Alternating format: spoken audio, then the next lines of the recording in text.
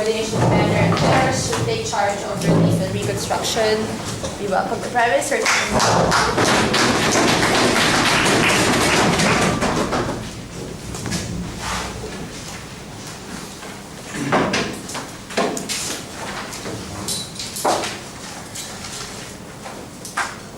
On side government, we stand for the principle that you should first do no harm. And we believe that the current structure of aid administered by the United Nations violates this principle. That the structure of relief and development aid is enormously harmful in many countries, and that without reform, it should be changed to such a manner that it does not cause enormous suffering for the countries in which it's directed. It's for this reason that we propose the following model. That for any nation to receive emergency aid from UN member organizations, such as the World Food Program and the World Bank, they must accept UN oversight of reconstruction and administration of that aid. And if in the event that they have a high level of corruption, and we would measure this corruption through the use of international NGOs, such as Transparency International, which are independent of governments and undertake independent measurements of the level of corruption in a country. Now we see that there are three important benefits that arise as the implementation of this reform. The first is that the aid not stolen by the United Nations is often enormously harmful for the countries it's directed. The second is that this model creates powerful incentives for corrupt governments to make them reform their action and cause aid to be administered more effectively. And finally, that in specific cases such as North Korea, where the UN simply should not be involved with this sort of aid, and it's better for them not to accept oversight and have aid be administered unilaterally for political reasons by individual actors and not by the United Nations. So first, on to our first point. The idea that aid is beneficial is simply false in the status quo. It's often stolen by corrupt governments and used in a way that's enormously harmful to populations. As one specific example of this, let's look at aid that was given to Sudan regarding the crisis in Darfur.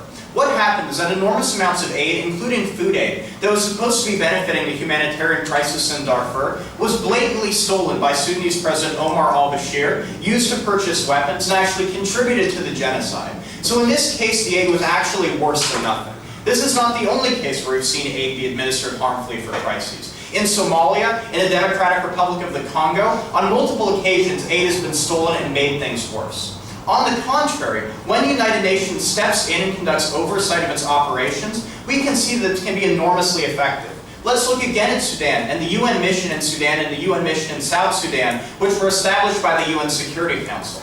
When the UN stopped giving direct aid to Sudan and instead began to oversee refugee camps and begin direct administration of aid, those programs were dramatically more effective and reduced the loss of life in the region. So there's clear empirical evidence that the use of UN oversight can be dramatically more effective than unilateral aid given to countries that can be enormously harmful to populations, be used to purchase weapons, and perpetuate violence.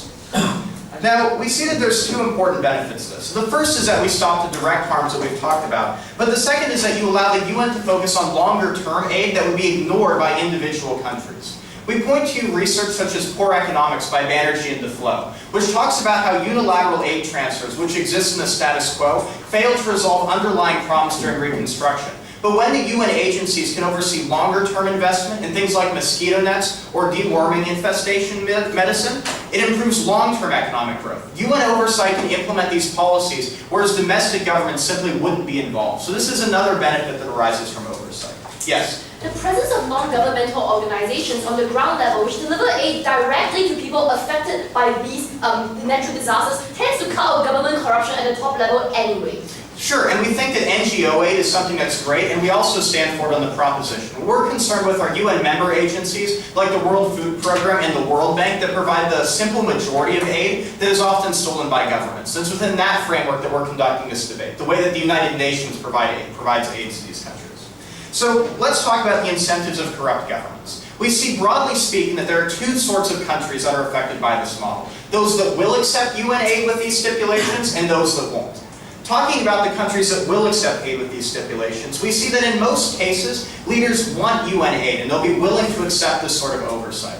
This is either because leaders are altruistic, or more likely, because they don't want to lose power and be seen as publicly refusing aid. So in these cases, the decision calculus of leaders in many countries will cause them to accept aid. And then we get all of the benefits associated with this model, right? We have better oversight of aid administration. We ensure that the aid isn't being stolen. It can be invested into long-term, more effective projects. So in these countries where leaders are willing to accept the oversight, we see a dramatic increase in the efficacy of aid. It's also possible that leaders will want to improve on their corruption indices, right? That leaders will look to retain control of the country, will perhaps reform the financial sector, have better reporting of government expenditures, increase accountability on a low level. There's many countries which are corrupt, but are not necessarily dictatorial. We look at Argentina as an example of this. And in these countries, we think that the incentive to receive UN aid, yes, we'll take back out. So especially in those countries, you can actually have those countries actually coordinating the reconstruction and relief. Why does it have to be from the United Nations? Because we want to create an incentive for them to be less corrupt, and we still don't want the aid to be stolen, right? There's no harm to this model at the point that the countries are willing to accept the aid. We think that the UN principally can do a better job for reasons I've discussed and that my partner will expand upon. So this is the analysis as to how countries that want UN aid will accept it, reduce the effectiveness, reduce the level of corruption in these countries, and have more effective aid. We see that there's a second benefit here, because there's countries that will refuse UN aid with these new stipulations, like North Korea, we think is a particular example. It's unlikely that North Korea would ever accept this type of oversight. And what we say to this is that the United Nations should not be involved in giving aid to these countries. The United Nations should not give aid to countries that have long histories of human rights abuses. Instead, aid to countries that refuse UN aid because they're afraid of oversight needs to be tied and done unilaterally by individual actors.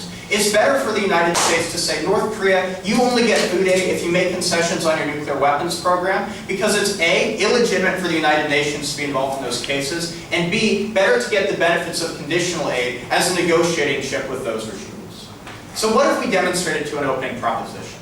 We proved that the way that aid is currently administered is enormously harmful, both because it's explicitly stolen for weapons and because the UN can administer aid far more effectively.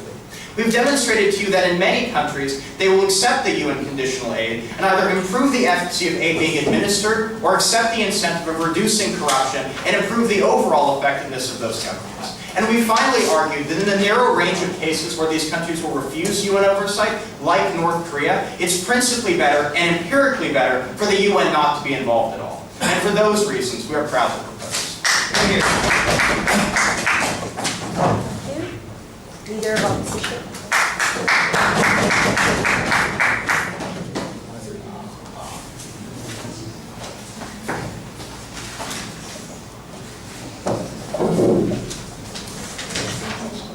It goes without saying that the UN doesn't really have the best track record in terms of efficiency. When the UN was trying to help out with sub-Saharan Africa food poverty crises, they tried to food drop aid to specific parts of the country that were starving. What they ended up doing through both miscalculation, but also through lack of related information, because of standard operations that are faulty, they ended up dropping it into the Congolese River. And so therefore, dropping more than 500 tons of food into the river was mostly eaten by hippopotamus and crocodiles. Madam Speaker, this is the state of the UN, and we don't think it's an effective organization. What this debate is about, because of the way that aid systems are today, aid systems are very complex with NGOs, with different organizations on the ground, with foreign governments sending teams to help out, like we saw with China send out the earthquakes all the time, but also how interconnectivity between the UN and Red Cross and other international organizations. We see there's a large influence of flow from every single direction. It becomes which group is a better way to direct that flow. NTI very clearly believe that the local government is a better way to direct aid flows. We do not believe, however, the local government should ever touch that aid. We do not believe the local government should actually implement that aid. What our side of the policy would like to see, which actually happens most of the time in the status quo, is the local government says, this is what we need, this is the problem that happens, this is how we think houses should be built. And what happens is the aid organizations that come there do those things for them. We think largely corruption does not actually hit this part of the thing, and this stance we think is much clearer and much better. It ignores messy UN operations. Before I get to my two constructive matters, I have a few points of rebuttal.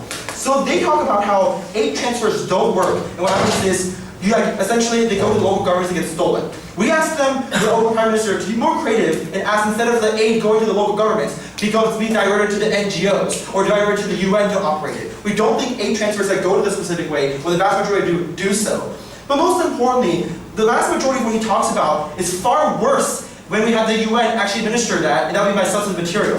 Second point of rebuttal. They talk about this thing how people will refuse the actions of what happens. And you guys actually has really confusing analysis as to how the UN should not actually help out human rights abuser countries, like North Korea. But then also, like, at worst, this type of characterization means the UN should not interfere with countries like Russia or China that also have human rights abuses, or Iran or Pakistan that still abuse individuals, which is problematic in and of itself. But at best, we think this is out of scope, because what happens is we think like regardless, the UN should, like any organization, any country that's suffering should ought to be helped out. This is about how we help those countries out more. So, no.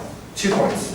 First is the inefficiencies of the UN compared to our system of how independent organizations on the ground working together. And the second thing is about the nature of corruption. Now we think this is actually a better way to have the local government to direct the actions. So what happens is, we think, because of the fact that the vast majority of people in this round did not know this office even existed, it's fairly likely this office has a small budget, or is understaffed, or badly equipped. But most importantly, even though by that, we think what happens is the politics of the UN mean the UN runs into a lot of problems. Look at, for instance, permanent member Russia, who tried to block all aid going to Chechnya in the 90s when they had a huge mudslide. Or look at examples of China really disliking specific parts of his country, and when huge disasters happen, it blocks specific aid. As a permanent FIDE member, it can essentially say, no, we're not going here, we don't like these people, let them suffer. We think the United States are even would even do this to countries like Cuba if they got through problematic places. So we think the politics of the UN mean the UN will spitefully not work or actually act in particularly time-sensitive period where it should be acting instead of debating whether or not we should move in to save people's lives. But the third thing is about inefficiency. And there's 3 tiers of this. There's the structured slowness of the UN. There's a lack of information systems. And the fixed operation systems that are standardized and problematic in Western notions. No. First, the structured slowness. We think what happens is, the problem with most UN operation systems is that they have to have unanimous agreement within that bureau, who the heads are. They have to have really have orders between stations that are really important. For instance, you always have to run through everything the security office or the security bureau and also get their approval that what you're doing is okay. It doesn't run with any UN articles or problems. You also have resolution passing, which means you have the entire members who act and say yes, we want our motion, which on itself, takes days, or 1 to 2 days at the fastest of expediency, which is also time sensitive. And you also have office budget constraints, which is that you can specifically have to only spend money if you get approval specific ways or in slow manners. What does this mean? It means real-time aid will happen, and will happen extremely slowly, and people will die. I'll get back up soon. Will die. What happens is people really need that aid. The impact is you have a very slow pace, and you actually waste more resources than them because the vast majority of aid resources, reconstruction, is time sensitive. Like shots, right? Once someone gets sick, they can no longer get that shot to be immunized. Or food, spoils, or also specific water drainage systems. Problems occur and want to be prevention, so we have to be as fast as possible, which happens is when the UN is put involved, it's much slower back half. How is a bureaucratic, corrupt government going to make decisions any faster than a centralized agency dedicated for humanitarian relief? Okay, so I don't agree that UN is the centralized agency dedicated to relief. I think that's a problem that we recently talked about that you guys have to deal with. But most importantly, as he conceded himself in the opening Prime Minister's speech, local authorities actually care about their people. They may be corrupt, but can never touch the resources and can never steal the resources. We think they actually care. Most importantly, the UN actually has to give the okay to certain organizations before they can hit the ground, which we think is an inherent common right. Second, information systems. They have a huge lack of ability to communicate between branches. A good example of this is in Haiti, where the UN actually contaminated groundwater with cholera, and as a result, more than 250,000 Haitians got cholera needlessly. What happens is because of how slow they were able to relay information, they never were able to find out which parts were contaminated or stop the problem within meantime. Compare this to the real time when Red Cross agencies in Pakistan realized immediately that they weren't using sterilized agencies within the first 5 people and communicate instantly to the top branch that they should stop those shipments. This is the difference compared to advantage we think what happens is relay information. Third, fixed operation systems. When the UN came in and rebuilt huts inside Haiti, the huts were incredibly heat sensitive, trapped heat inside a very rural place. The UN, also by Western bias, built irrigation systems that go top to bottom, when unfortunately, most Haitians build farms on the land because there's floodings that occur very recently. So what happens is, the standard operation that the way they used to do 1, 2, 3 steps is problematic, which is the UN will have huge problems, is inflexible with dealing with real-time industries, while independent organizations are much more flexible and can change their standard operations much quicker than the UN. This is an inherent harm. Second, and unfortunately, because I'm bad at time management, nature of corruption, really briefly. Leaders want to help their people out. We don't think they'll steal if they actually cannot have the ability to do so. Or even they can steal if it's extremely out of their way. But leaders know a lot of important things that NGO will tell you about. They know to lay out the land. They know which valleys in Pakistan are the best to put relief camps in. They know things like people's cultures. So the Hmong people aren't isolated because they don't like modern medical practices and won't actually go to those places that happen in Vietnam. Or they know people how to rebuild homes faster. So ultimately, for these reasons, we think the current status quo or like a reformed status quo is better. I'm very proud to oppose.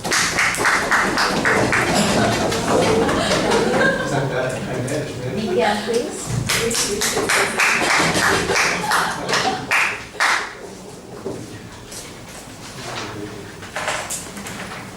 Is everyone ready? Great. Madam Speaker, it's true. Corrupt governments do know the lay of the land, which is exactly why Omar al-Bashir was able to use aid in a way that perpetuated a genocide. We don't think the reality coming out of the opposition is actually indicative of what we ought to do, right? We think that nothing is good or bad save alternatives make it so, and we think that if you look at the history of corrupt governments, the only way to ensure that aid is adequately given is if the UN permits oversight. Furthermore, their point about NGOs is not mutually exclusive with oversight, correct? We think administration can be coordinated with those NGOs. These are not mutually exclusive. That is not an exclusive alternative. Now, my partner explained to you why the model would actually be good at perpetuating kind of reforms and reduce corruption. I'm going to expand on this point in my speech, and that'll be the main point of extension. But before I get to that, I'll address the arguments that were just presented to you by Justin. The first argument is that the UN is not efficient. The reason it's not efficient, number one, is because there has been a lot of focus on UN administration, right? We think that we put too much responsibility in the hands of those types of corrupt governments. In the case of Sudan, Somalia, you can see this. We think that if we increase the focus on UN administration, we'd actually expand the resources that are given and ensure that oversight is better. Secondly, is that corrupt governments are less effective, right? We think if you look at the alternative, they would just co-opt the system. Empirically, they take things like food aid and sell it so they can buy weapon systems, right? We think that this means that even if the UN isn't totally effective, it's still at least fairly effective. And what's more, my partner brought to you the idea of focusing on the long run. Things like mosquito nets in Africa are an empirical example of how long-run focus of the UN is better for people overall. The second argument that you present is that the local governments are still better at articulating points to NGOs, right? We think that that kind of articulation can still happen in a world where the United Nations is administering things, right? We think that kind of coordination is empirically proven by when the WHO was able to address smallpox globally, right? They were able to do so in a very efficient manner. Now, the next argument they say is that we should divert attention to NGOs. Well, the UN is actually pretty effective. It can probably coordinate with those types of NGOs, right? We don't think that's mutually exclusive. Now, they say the UN isn't efficient because of, and that the NGOs are good. I just covered that. They say that structure slowness is there. Unanimous agreement is exactly what is good, right? We think that trying to focus too fast is exactly what lets corrupt governments co-opt the system and co-opt aid. You can see this in cases like Sudan. Trying to focus on fast responses is exactly what got us into this situation in the first place.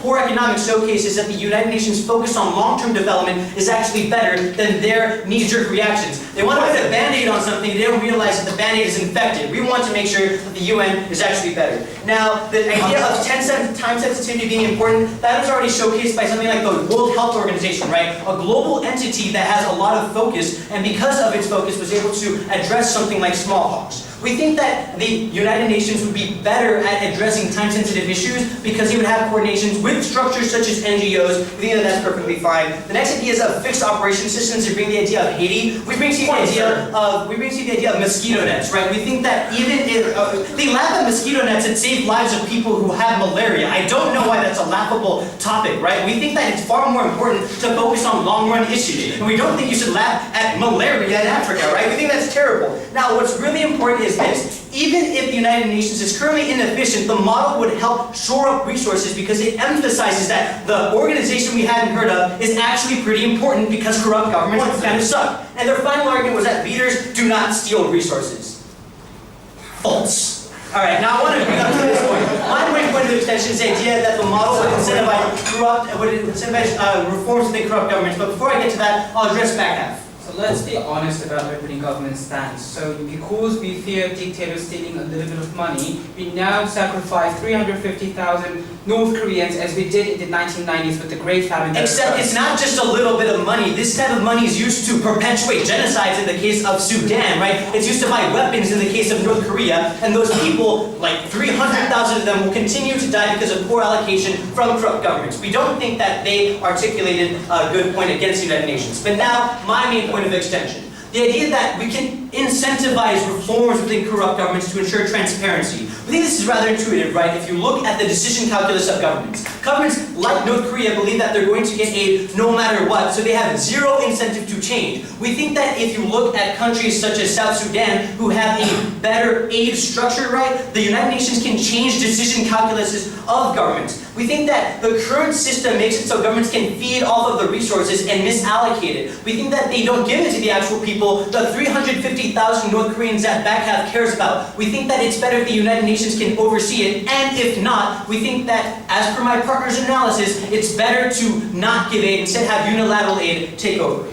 But now, the reason why putting the United Nations in charge of disaster relief is good is that it makes it so governments want to regain autonomy. They want to ensure that reforms can be enacted on their own. They want to make sure that they have power, right? The current incentive structure is based off of wanting autonomy, based off of wanting power. If they see that people are going to suffer, etc., in response to the United Nations not giving them aid, if they don't accept UN administration, they will try to reform the system such that the people don't uprise against them and such that they can retain power. We think that this is fairly intuitive in terms of incentive structures, and you can see this in cases. Now they bring up the idea of Pakistan, right? We think Pakistan is a perfect example of misallocation of resources because you put too much autonomy into the hands of those in power. We think that if you make the aid conditional on United Nations administration, it makes it so that aid is far more effective, as per the analysis of my partner, yes, but makes it so that these governments want to enact reforms that improve accountability, improve transparency by ensuring that government expenditures are actually reported as opposed to fudge.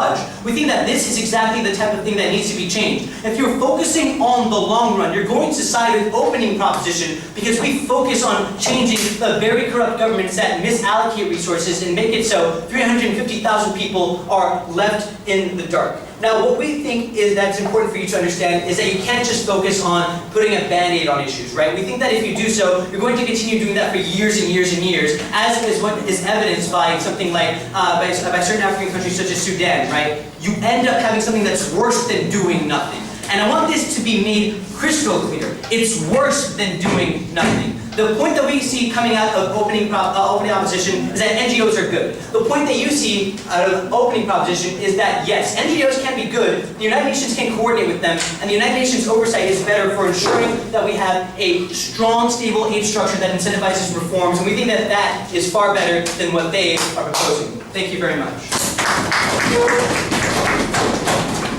Thank you. Yellow, please.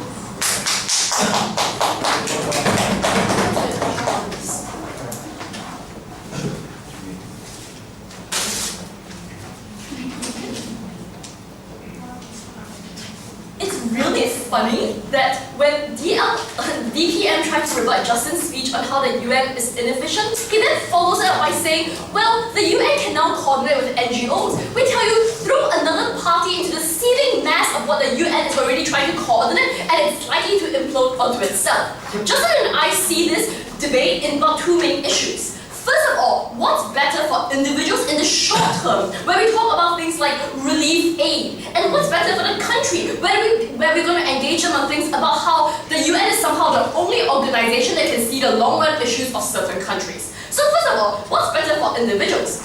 Recognize that relief aid is given, and it's a particularly time-sensitive issue, in the sense that when you give relief aid to certain countries, you want to ensure it gets to the people on time. The problem with the United Nations is essentially that bureaucracy is entrenched, and here's why it's different from governments directing it. Because the governments understand that this issue needs to be solved, but United Nations, which means in faraway places, don't really feel the impact of citizens dying every minute as they speak. That's why the United Nations is able to turn a blind eye to things like atrocities happening in Syria, because they understand that it won't affect them directly. Not only is the UN incredibly bureaucratic, it's also incredibly politically driven, in the sense that coordination efforts can be summoned immediately. If somebody, like a member of the P5, just gets up and says, no thank you, we won't be sending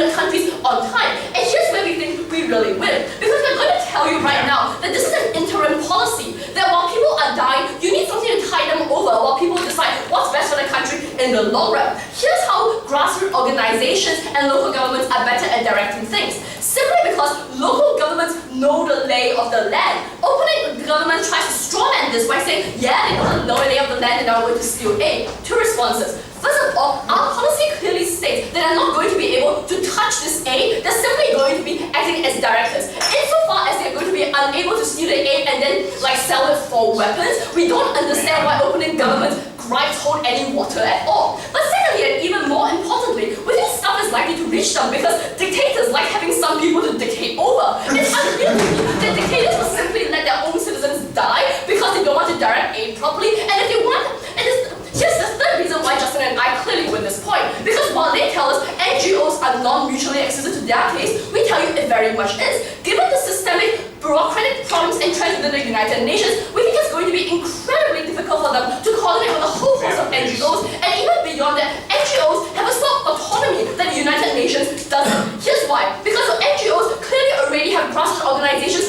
within the country itself, and they themselves best know how they can most efficiently reach out to the country. And we think this is going to be far more efficient and effective. Then they told us, well, we don't think that the United Nations should interfere in countries that aren't going to accept aid. Look, this is clearly ludicrous. All opening government is telling you is that we're going to hold individual members hostage to political situations, and the United Nations should never intervene. Here are three reasons why it's particularly pernicious. First of all, because we don't believe that members of a country should be left to starve because their government doesn't agree with the majority politics of a fundamentally Western liberally biased organization like the United Nations. The second reason, even if we think they should be left to starve, we think it's far better on our side if we allow people to give them aid such that they have a better view of the outside world rather than allowing the government to paint this propaganda of the Western world being completely horrible, thus further separating them from the rest of the world. Third reason, it's unclear that aid is going to be a good bargaining chip like they claim they would work unilaterally with America and North Korea.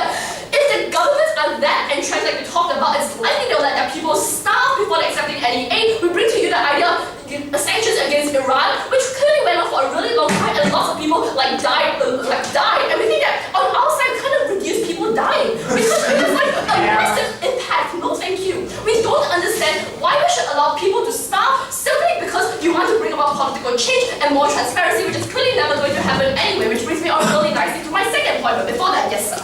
Your arguments about the efficacy of the UN fail to understand that there are UN sub-organizations like the WHO which can be very effective outside of the framework of the Security Council. Here. Here's the thing, we don't understand then why they need to be under the direction of the UN when clearly under the coordination of the UN, when clearly they're able to make efforts by themselves. Just because something is currently under the aegis of the United Nations doesn't mean it won't be more efficient outside this framework, and we think that's what Justin and I are standing for. So here's what's better for the country in the long run.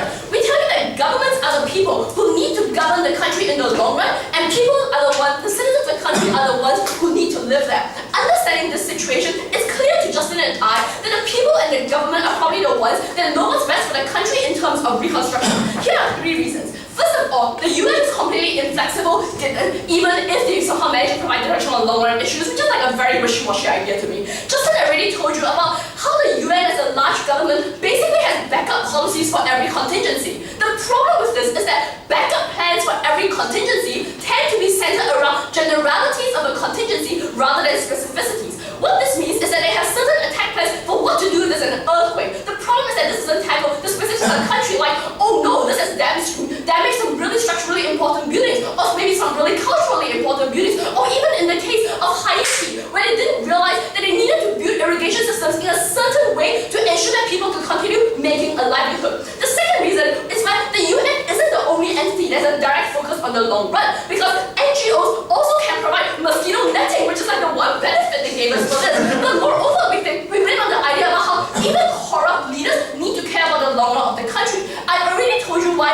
leaders want people to rule over, but even beyond that, we tell you that leaders operate within a very specific framework of corruption. That is to say that they operate within a frame which they know they can get away with. We bring to you the idea of President Suharto of the Philippines, where he basically embezzled $1.5 billion from the treasury. But what actually happened was that he raised price floors and ensured rice and sugar policies that were sustainable for the entire Philippines, which is really important rice and sugar policies are major commodities. And we think that a leader, a dictator, even one who's massively corrupt will have the best interest of his people at heart because he wants a country where he can be in power in the long run and can continue embezzling money which he won't have to sell food for. So because of all of this, Johnson and I are really proud to oppose.